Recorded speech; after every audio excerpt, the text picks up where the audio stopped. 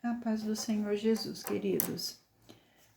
Gostaria de comentar com vocês a respeito da última lição, né, da lição de número 13, em que nós abordamos uma amizade de Jesus com a família de Betânia, né, que foi a lição de número 13. Passamos por toda a revistinha esse trimestre falando a respeito de relacionamentos em família, superando desafios e problemas com exemplos da palavra de Deus, comentada pelo pastor Elienay Cabral, que foi uma bênção. Falamos e tratamos de vários assuntos quanto à família, né? Vimos ali quando a família age por conta própria, a predileção dos pais por um dos filhos. Tratamos do assunto sobre os ciúmes no meio da família, de ídolos no meio da família, pais zelosos e filhos rebeldes, relacionamento entre nora e sogra, que foi muito interessante essa lição, em que foi abordada sobre o relacionamento mais difícil do ser humano, né? Que é o relacionamento entre nora e sogra. Segundo a neurociência, é o relacionamento mais difícil que existe. E vimos ali, foi muito interessante em saber, né, através de estudos, que não estava abordado na lição, mas que a gente foi procurar e pesquisar, e eu achei muito interessante, que é um relacionamento que, uma vez sendo sogra, sogra para sempre, né? Que na nossa Constituição, na Constituição brasileira e na Constituição norte-americana, não existe ex-sogra, né? Então, uma vez sogra, sogra para sempre, e que se mesmo a pessoa ela estando a sogra, né, ela estando numa situação financeira difícil, ela pode acionar, né, a justiça, tanto do Brasil quanto dos Estados Unidos. Ela pode acionar a justiça e a sua nora tem que a nora é obrigada, né, a sustentar essa sogra. Eu achei muito interessante isso. Aí falamos sobre muitos outros assuntos, né? Sobre pais que enterram os seus filhos. E a última, que é a lição de número 13, do relacionamento de Jesus com uma família de Betânia. Maravilhoso, tremendo, né? Essa lição. Eu ministrei essa lição em uma das nossas congregações e foi simplesmente maravilhoso. E a gente olhando para toda essa lição, a gente pôde entender e aprender que Deus é um Deus de relacionamentos, que Deus ele cria o ser humano, mas não abandona o ser humano. Quando nós olhamos para o livro de Gênesis, lá no primeiro capítulo, no segundo capítulo, a gente vê Deus ele criando todas as coisas, todas as coisas, todas as coisas. E no último dia, ele cria o homem. E a Bíblia nos revela que Deus ele planta um jardim no Éden e ele coloca o homem ali naquele jardim para lavrar, para cuidar. E a Bíblia fala para nós que Deus ele tinha relacionamento com Adão. Pela viração do dia ele ia ter com Adão lá no jardim. Mas certa vez ele chega no jardim e ele procura pelo homem: Adão, Adão. Podemos ouvir a voz do Senhor soando naquele jardim, à procura do homem. E Adão, ele fugiu da presença do Senhor. Até que ele fala para Deus, né? Senhor, eu ouvi a tua voz no jardim e fugi porque temi, porque estava nu. E Deus pergunta para o homem: mas quem te fez saber que estavas nu? Então nós vamos ver ali que o Adão ele peca contra Deus, porque Deus ele colocou duas árvores no jardim, a do conhecimento do bem e do mal, ele não podia comer. De todas as árvores do jardim comerás livremente, mas a árvore do conhecimento do bem e do mal não comerás, porque no dia em que dela comerdes, certamente morrereis. Essa foi a ordem expressa de Deus para o homem naquele dia. Mas vem a serpente, a mais sagaz de todas, e ela engana Eva. Não foi assim que o Senhor disse. Nós sabemos que quando nós pecamos contra Deus, as consequências são gravíssimas demais. Por menor que possa parecer o pecado, o que o pecado vai fazer conosco é fazer com que nós venhamos a fugir da presença do Senhor, assim como Adão fugiu da presença de Deus. Mas o Senhor o expulsou do jardim e colocou querubins para guardar aquele lugar. Aí o homem sai do jardim e ele procura meios de se aproximar do Senhor. Se a gente olhar para toda a história da humanidade, nós vamos ver os seres humanos adorando de tudo, adorando criaturas, o sol, a lua, as estrelas, adorando de tudo, até o próprio umbigo, né? Então a gente vê que o homem ele tenta por meios errados se aproximar de Deus, mas quem vai retornar esse homem novamente a Deus é o próprio Deus, porque lá no capítulo de número 25 do livro de Êxodo, a gente vê ali Moisés já começando a juntar todos os materiais para se construir o tabernáculo, a morada de Deus. E no versículo de número 8, eu acho maravilhoso, né? Quando Deus fala assim, e me farão um santuário para que eu possa habitar no meio deles. O Senhor, então, ele tem essa necessidade, né, de estar no meio do ser humano, de se relacionar com o homem, com a mulher. Deus, ele tem prazer em se relacionar conosco, mas muitas vezes somos nós que fugimos da presença do Eterno. Então, quando nós olhamos ali para a aldeia de Betânia, que é coisa maravilhosa, né? A aldeia de Betânia ficava mais ou menos 2,5 km, um pouco mais distante da cidade de Jerusalém. E quando o nosso amado ele vinha, né, do norte de Israel, lá da Galileia, da cidade chamada Nazaré, onde ele fora criado, e ele vinha todos os anos para a cidade de Jerusalém, porque era da lei, né? Moisés tinha escrito e Deus ordenara. Quando nós olhamos para o livro de Levítico, no capítulo de número 23, nós vamos ver Deus ordenando com que todo o povo de Israel celebrasse diante do Senhor 7 festas solenes. Se nós olharmos lá, né, nós vamos começar com a festa da Páscoa. Páscoa, pães asmos, primícias, Pentecostes. Depois nós vamos ver Páscoa, pães asmos, primícias, Pentecostes, a festa da lua nova e depois a festa de Yom Kippur e a festa dos tabernáculos. 7 festas. E 3 vezes por ano todo israelita tinha que ir a Jerusalém ou ir no tabernáculo ou no templo, na época de Jesus no templo, então estava em Jerusalém.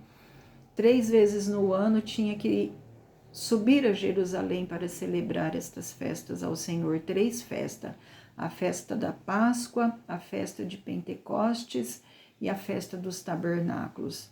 3 vezes no ano eles tinham que subir a Jerusalém para celebrar diante do Senhor estas festas.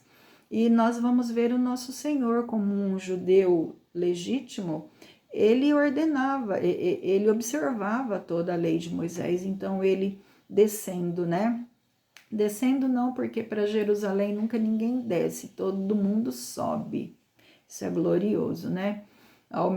Ainda que ele estivesse no norte de Israel, na cidade de Nazaré, lá na Galileia, ele subia para Jerusalém todos os anos, 3 vezes ao ano. E muitas vezes o que acontecia entre os judeus é que a maioria deles, né, evitava passar pelo centro de Israel ali, né, na região da Samaria. Muitas vezes eles atravessavam o Jordão, quem morava na Galileia atravessava o Jordão para a posição oriental e descia toda a margem do Jordão, né, até Pérea, e chegando em Pérea, então eles voltavam para a margem ocidental, passando por Jericó, e a última aldeia para chegar em Jerusalém, porque muitas vezes em Jerusalém não tinha lugar para todo mundo se hospedar devido ao grande fluxo de pessoas que vinham para Jerusalém nessas festas. Então Jesus ele passava pela aldeia de Betânia, 2,7 km, mais ou menos, longe de Jerusalém. E Jesus passando por ali, aí a Bíblia nos fala, né? Lucas capítulo 10, versículo de número 38, indo eles de caminho, Jesus, né? E a multidão que estava com ele, os discípulos, eu creio que os discípulos que estavam com ele, indo eles a caminho, Jesus entrou num povoado e certa mulher chamada Marta hospedou-o na sua casa. Como é maravilhoso a gente olhar e analisar Marta, olhando, né, reconhecendo Jesus o hospedou na sua casa. Isso é tão maravilhoso, é tão glorioso esse amor, esse aconchego, esse chega para perto, né? Eu quero cuidar. Isso é tremendo. E Jesus ele se tornou um amigo dessa família. E é maravilhoso quando a gente fala a respeito de amigos, a gente se pergunta o que nos faz ser mais amigos de um do que de outros. É interessante, né? Quando nós olhamos para o Antigo Testamento, primeiro livro de Samuel, no capítulo de número 18, ali no 17, final do capítulo 17, nós vamos ver que Davi ele já tinha enfrentado o gigante Golias, já tinha matado o gigante Golias, e Saul, que era rei de Israel, manda chamar Davi para conversar com Davi, porque ele queria conhecer. E ali quando Davi ele chega diante do rei Saul e ele conversa e ele faz as colocações, e terminando isso, ali já passando para o capítulo de número 18, versículo 1, nós vamos ver uma expressão tão maravilhosa, né? Que tendo Davi terminado de falar, Jonatas o amou como a sua própria alma e se apegou a Davi. É tremendo isso, essa amizade. Isso só pode ser e é presente de Deus. Amigos nas nossas vidas são presentes de Deus. É maravilhoso. E olhando novamente para a neurociência explica que os nossos cérebros têm conexões entre eles. E os nossos cérebros, as nossas ondas cerebrais, de tão idênticas que elas são, elas se comunicam entre elas. E eu acho isso tremendo, só pode ser coisa de Deus, né? Amigos são sempre coisas de Deus. É por isso que há aquele ditado que uma vez eu ouvi e não esqueci nunca mais, né? Nenhum caminho é longo demais quando um amigo nos acompanha. Isso é glorioso. E Jesus, então, ele trava essa amizade tão linda com esta família de 3 irmãos. Talvez os pais, né, na nossa interpretação, os pais já tinham falecido. E eram 3 irmãos que viviam ali na aldeia de Betânia. E Jesus, então, ele é hospedado na casa de Marta, né? Marta fez de tudo para aconchegar o nosso mestre ali naquele lugar. E o interessante é que quando a gente analisa toda a história, nós vamos ver que o nosso Senhor, em várias situações de sua vida, ele foi desprezado, ele foi humilhado. Então, o acolher dessa Marta para com ele foi de uma coisa tremenda. E ele deu muito valor e muita importância com relação a tudo isso. Eu ouvindo certa vez uma mensagem do arqueólogo Rodrigo Silva, eu achei tão interessante o que ele nos ensinava e eu gostaria de passar para você. Nós sabemos que no Antigo Oriente, um casamento nunca se dava entre 2 pessoas. O contrato de casamento que era assinado, vamos dizer assim, não era entre 2 pessoas, era entre 2 famílias. Então, quando o menino ou o jovem ele se enamorava de uma moça, o pai desse moço ia até a casa da moça com o filho e chegando ali eles chegavam a um consenso, né? Se a moça aceitasse o pedido de casamento, então era firmado um contrato, o moço estipulava então o pai da noiva estipulava então o preço do dote, né? E ali então ficava estabelecido então um contrato entre aqueles jovens. E ficou desta maneira, firmado e estabelecido um contrato de casamento entre José e Maria. E aí o jovem saía então daquele ambiente, ele voltava para as terras de seu pai e ali ele se estabelecia profissionalmente, ele preparava uma morada para aquela jovem, né? Isso é tão glorioso quando João, no capítulo de número 14, ele fala que ele ia para o Pai, mas ele ia nos preparar uma morada, né? Isso é tão tremendo, é tão glorioso, para que onde ele estivesse, estivéssemos nós também. Isso é maravilhoso. Então, nós temos um contrato de casamento com o nosso amado. E aí, José, ele sai dali, ele vai se estabelecer financeiramente, ele vai preparar o dinheiro do dote e ele vai preparar também a sua morada para trazer Maria para a festa de casamento e para as núpcias, né? E José, ele sai então e ele vai para as terras de seu pai. Mas José, ele volta então para pegar a Maria, mas algo muito grave aconteceu nesse meio tempo. Maria, ela se achou grávida. Vamos analisar conforme a mensagem que eu ouvi, né? Maria morava na cidade de Nazaré da Galileia. Nazaré, na Galileia, nessa época, né, que Maria era uma jovenzinha, possuía cerca de 200 a 250 pessoas no máximo. Então, todo mundo se conhecia. Todo mundo sabia da vida de todo mundo. Agora, de repente, Maria aparece grávida. E todos ali ficaram sabendo. Maria apareceu grávida. O anjo Gabriel, da parte de Deus, foi enviado a ela. E ela, pela obra do Espírito Santo, ela concebeu Jesus no seu ventre. Só que muitos ali não aceitaram essa história, né? Acharam que era mentira de Maria.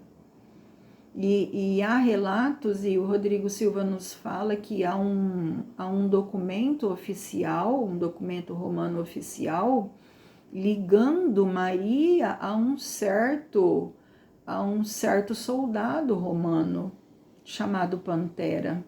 Então, na época, as pessoas duvidaram da honra de Maria, porque Maria não podia estar grávida de José.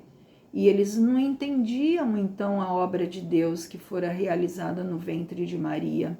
Maria, então, segundo esse documento, Maria, ela teve a sua honra ofendida, né?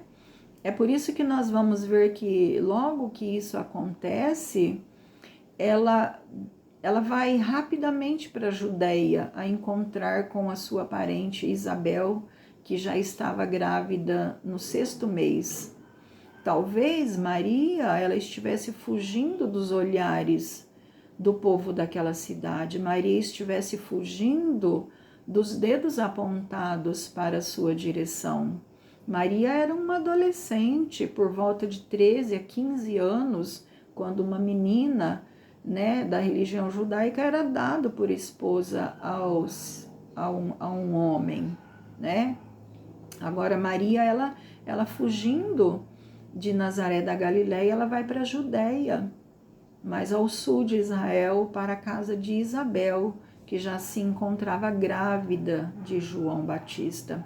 E quando ela chega ali naquele local, as crianças se comunicam entre elas, né? João saúda Jesus no ventre de sua mãe, que coisa gloriosa. Isabel, então, ela faz um cântico maravilhoso com relação a Maria. É tremendo toda essa história. E Maria, ela fica, diz-nos a Bíblia, que ela fica na Judéia por cerca de 3 meses.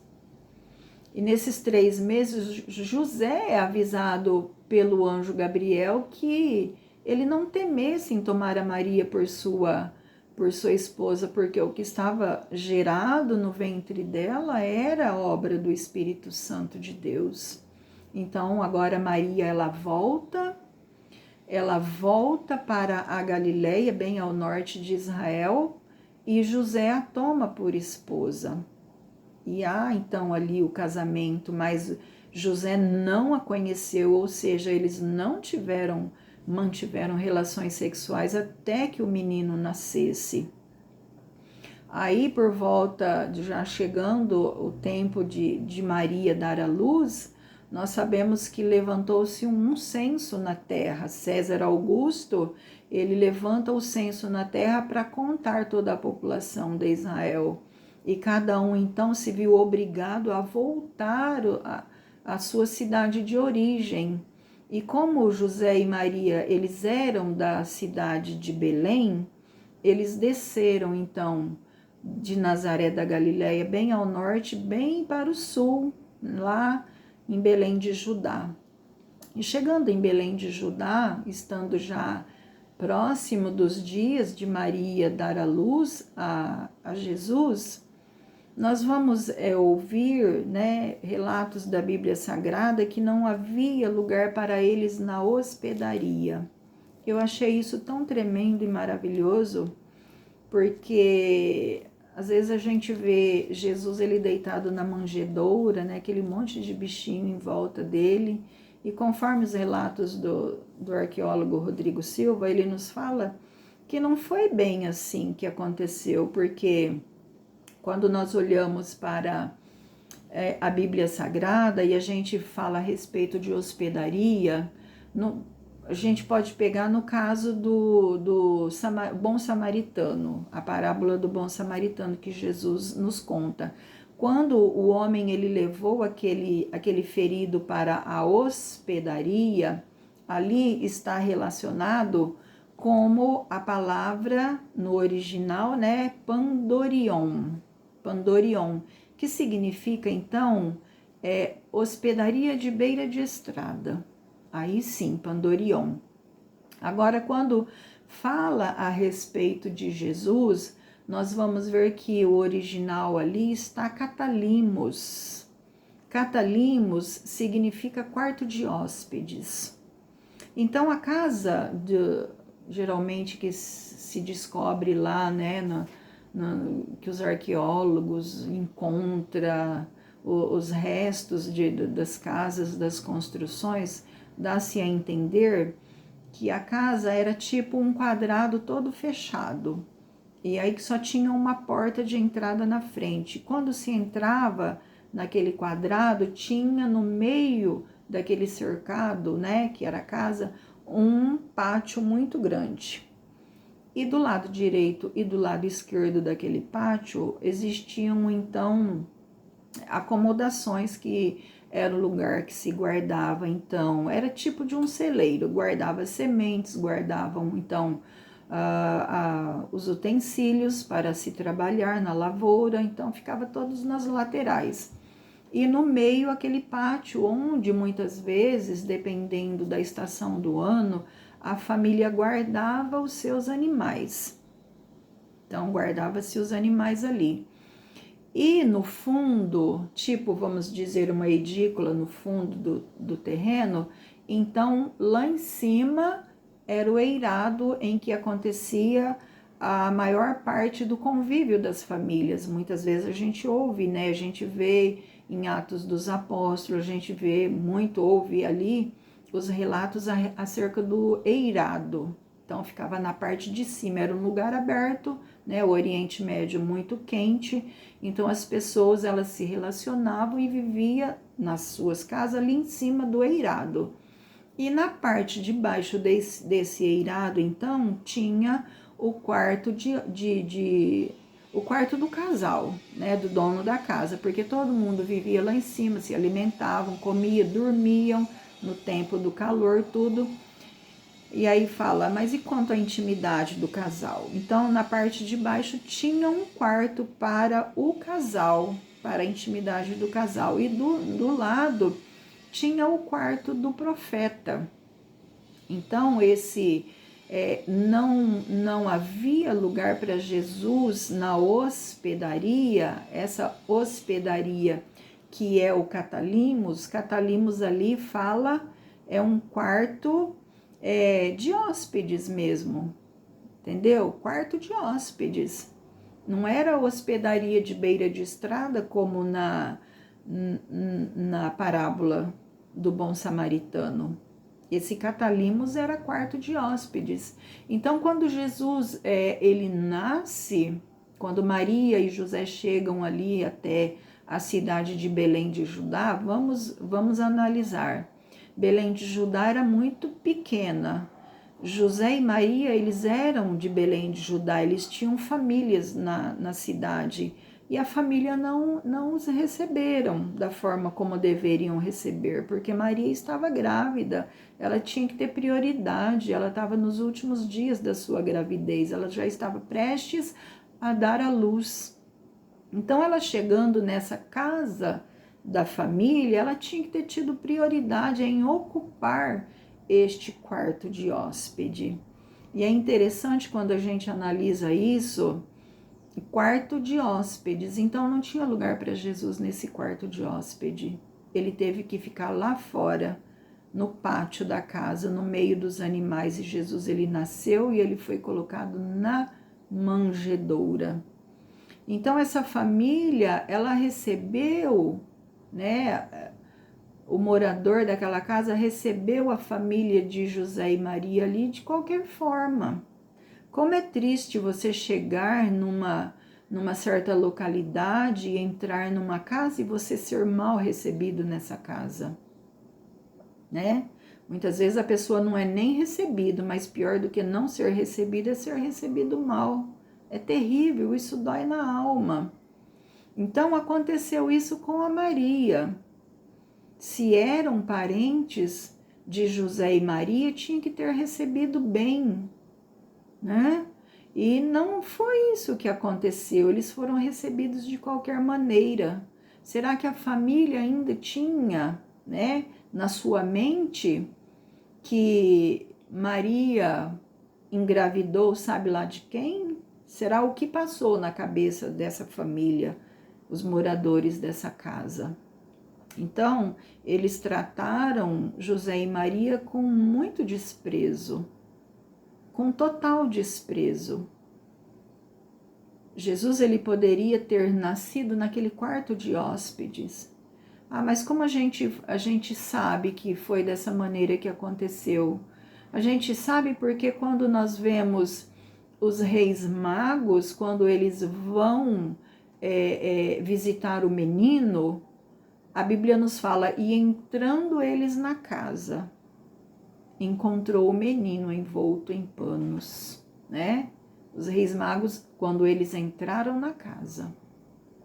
Então, nós sabemos que Jesus, ele podia ter ocupado aquele quarto de hóspedes, aquele Catalimos, o quarto de hóspedes, mas não ocupou, porque ele já estava ocupado. A prioridade não foi de Maria, a prioridade ali não foi de Jesus, que estava por vir a este mundo e chegou naquele exato momento dentro daquela casa. Aquele quarto de hóspedes, aquele Catalimos já estava ocupado. Então, que isso venha falar profundamente nos nossos corações, e eu fico imaginando assim, né? Porque criança, quando está no ventre da mãe, ela já vai pegando todas as coisas que acontecem aqui nesse mundo físico.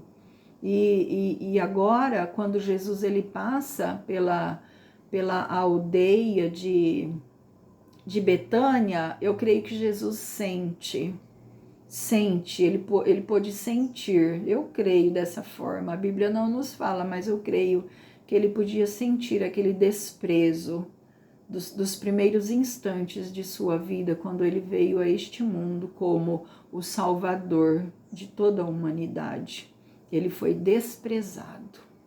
Ele foi desprezado e agora, passando pela aldeia de Betânia, ele foi acolhido. Isso é glorioso demais, porque nós queremos estar onde nós somos bem acolhidos, nós queremos estar onde nós somos cuidados, onde nós somos amados. Amar e ser amados é a expressão máxima do ser humano, é a necessidade mais básica de todo ser humano, amar e ser amados. E Jesus sentiu isso com a família de Betânia. Ele sentiu o calor do aconchego. Então, que Jesus ele possa ter abrigo no seu e no meu coração. No meu coração, totalmente é dele. E ele pode se abrigar tremendamente no meu coração. Essa, então, é a palavra que eu gostaria de deixar para você, falando a respeito de hóspede, de aconchego, de amor. Jesus é tão tremendo e é tão maravilhoso. Jesus é inexplicável. É inexplicável. Quando a gente começa a analisar, a gente tem vontade de gritar aos quatro cantos o quanto ele é maravilhoso. O quanto Jesus é maravilhoso, ele é tremendo.